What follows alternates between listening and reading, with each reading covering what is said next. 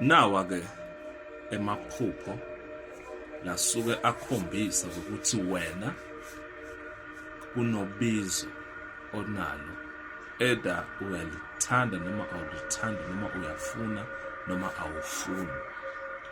Mawuke kwenzeka waphupha umkhumbi noma phupha isikebhe sigijima emanzini noma simile noma senzani, lokho kuyakhombisa ukuthi wena ubiziwe and ubizelwe isizwe, nations and nations.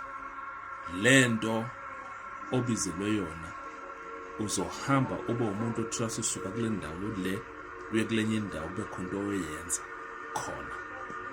Number 2, uphupha ini? Ibhubesi. Lokho kukhomba ini? Kukhomba simo sama-guidance. Kukhona into lekulawulako, kukhona into lekukhombisa ukuthi wena unamandla, i-strength leso. Solo lokho kusemkhakheni ukuthi wena ubiziwe, kukhona imisebenzi kumele uyoyenza. Number 3, uphuphe usiza abantu ngokwegaba nangokuhlukana ukuthi umuntu umsiza kuphi nakuphi nakuphi nakuphi. Yonke lento lesolo iyakhombisa ukuthi wena ungumuntu wabantu. Uphuphe indiza, solo leyo nto leyo iyakhombisa ukuthi wena uzohamba ube umuntu ophumelelayo. Egcineni kwakhona kukhona into okuzanywa ukuthi wena ukhonjiswe yona, ukuthi kunolubizo lolukhona okudingakala ukuthi-ke uluthatha. Phupha ini? I-rainbow. Phupha i-rainbow.